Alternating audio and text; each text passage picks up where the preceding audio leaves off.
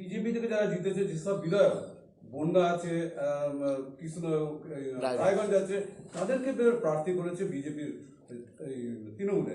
তাহলে বিজেপি বিধায়ককে কি করে তৃণমূলের প্রার্থী করতে হবে? বিজেপি যেমন সংবিধান মানে না, কোনোভাবে সংবিধান মানে না, হেরে গিয়েও জবরদস্তি সরকার করতে চায়, তৃণমূল তাই। পশ্চিমবাংলাতে একই জিনিস। আপনি এবারে প্রার্থী তালিকায় দেখবেন অন্তত 2-3 জন তো আমার চোখে পড়লো যারা বিজেপির এমএলএ হিসেবে জিতে আছেন, বিজেপির এমএলএ কিন্তু তৃণমূলের সাংসদ প্রার্থী। How comes? পদত্যাগ করেছেন, পদত্যাগ করেছেন। অন্য কোনো দল থেকে, তৃণমূল থেকে অন্য কোনো দলে গেলে তাকে পদত্যাগ করতেই হবে, নাহলে স্পিকার খারিজ করে দেবেন। কিন্তু অন্য কোনো দল থেকে তৃণমূলে আসলে স্পিকারেরও কোনো অসুবিধা নেই, তিনি খুঁজে বার করতে পারবেন না কে তৃণমূল কে বিজেপি।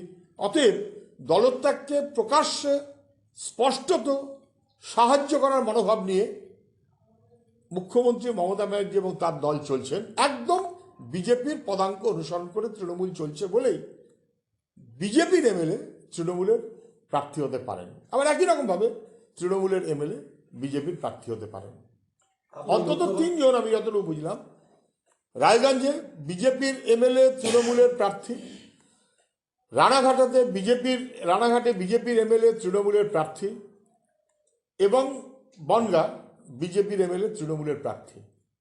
তো বোঝা গেল তো 10% প্রায় এমএলএ বিজেপির, কিন্তু এমপি তৃণমূলের। হরিহর আত্মা আপনার বেশ কিছু নতুন মুখ রয়েছে, নতুন মুখ, আবার কিছু পরিবর্তনও রয়েছে। যেমন ব্যারাকপুরে অর্জুন সিংকে আনেননি, মহুয়া মৈত্রীর বিরুদ্ধে একাধিক অভিযোগ ছিল, মারাত্মক অভিযোগ, তারপরেও তাকে প্রার্থী করা হয়েছে, এবং কিছু বিধায়ককে এবার প্রার্থী করা হয়েছে সাংসদ পদ। পুরোটা নিয়ে কি বলবেন? তৃণমূলের প্রার্থী তালিকা নিয়ে আমার বলার কিছু নেই। সবাই বুঝেছে যে কার্যত মানুষের কাছে রিজেক্টেড তৃণমূল।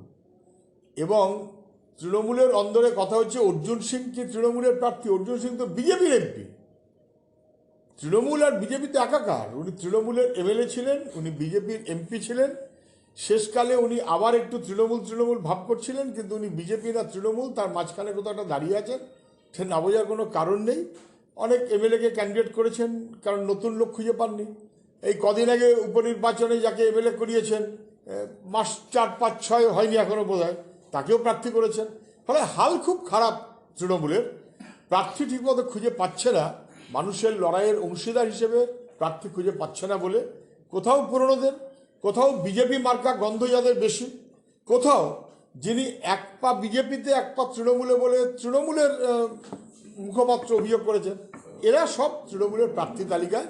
মানুষ প্রার্থী তালিকায় যখন বলেছে শুনেছেন, এমনকি ব্রিগেডে উপস্থিত মানুষের মধ্যেও কোনো উৎসাহ ছিল না। উনি র্যাম্পে সবাইকে নিয়ে হেঁটেছেন ফ্যাশন শোর মতো করে, কিন্তু র্যাম্পে হাঁটলেও যে লোকের যে উচ্ছ্বাস থাকে, র্যাম্পে প্রার্থীদের নিয়ে হেঁটেও মুখ্যমন্ত্রী সেই উচ্ছ্বাস জোগাড় করতে পারেননি। দেখা মুখ্যমন্ত্রী সিএ করতে দেবো কি দেবো না বলবেন কি করে আমি জানি না। সিএএ, সিটিজেনশিপ অ্যামেন্ডমেন্ট অ্যাক্ট 2003, তখন মুখ্যমন্ত্রী কেন্দ্রীয় সরকারের মন্ত্রী অটল বিহারী বাজপেয়ী প্রধানমন্ত্রী। সিএএ 2003 উনি করেছেন, ওরা করেছেন, এনডিএ করেছে, সর্বনাশ করে দিয়েছে। নাগরিকদেরকে, পশ্চিমবাংলার মানুষকে বেআইনি অনুপ্রবেশকারী বলে দাগিয়ে দিয়েছেন, তাদের জন্য এনআরসির চাপ তৈরি করেছেন। এই আইন যখন করেছেন 2003 সালে, তখন মুখ্যমন্ত্রী যে কেন্দ্রীয় সরকারের মন্ত্রী, তাকে অস্বীকার করতে পারবেন?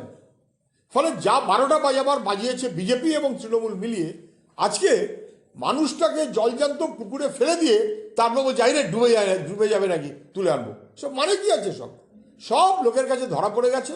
তৃণমূলের নাম শুনলে পুরনো তৃণমূলের কর্মীরা যে উৎসাহ পেতেন, এখন উৎসাহ পাচ্ছেন না।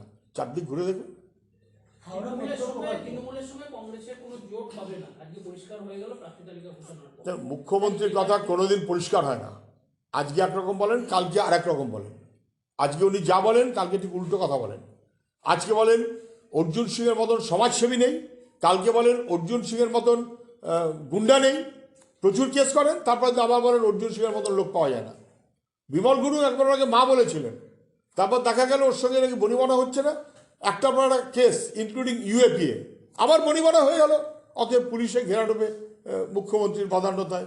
দিব্যি থাকলেন বিমল গুরু, এখন আবার বোধহয় চটে গেছে। ফলে মুখ্যমন্ত্রী আজকে কি বলছেন তার উপর নির্ভর করে না উনি কি করবেন। কংগ্রেস তৃণমূল নানান চর্চা হতে পারে, কিন্তু যে কোনো মানুষ পুরনো কংগ্রেসের সমর্থকরা পর্যন্ত কায় মনোবাক্যে স্থির করে বসে আছেন বিজেপি এবং তৃণমূল দুইজনকে হারাতে হবে। কংগ্রেসের সমর্থকরাও সেই মনোভাবেই আছেন, তারা কেউ কম বোঝেন না। তাহলে কি সিপিএম এর সঙ্গে যোগটা এবার হবে কংগ্রেসের, যেহেতু তৃণমূল প্রার্থী তালিকা ঘোষণা করেছে? না না, তৃণমূলের প্রার্থী তালিকার সঙ্গে এটা হওয়া না হওয়ার কোনো সম্পর্ক নেই। তৃণমূল প্রার্থী তালিকা তৈরি করেছে, করে বসেছে। তৃণমূলের প্রার্থী তালিকা যখন করেছে তখন মোদিজির সঙ্গে কনসাল্ট করেছে। মমতা ব্যানার্জি আজকে প্রার্থী তালিকা ঘোষণা করেছেন মোদিজির সঙ্গে কনসাল্ট করে। তৃণমূলের প্রার্থী তালিকায় কজন বেশি বিজেপি থাকবে, কজন কম বিজেপি থাকবে, লড়াই তো সেইটা নিয়ে। ফলে তৃণমূলের সঙ্গে অন্য কারুর মিল হওয়ার খুব কারণ নেই, সুযোগ নেই। বিজেপি আর তৃণমূল এই দুয়ের বিরুদ্ধে আমাদের লড়াই, আমরা সবাইকে ঐক্যবদ্ধ করে লড়তে চাই। এ রাজ্যে কি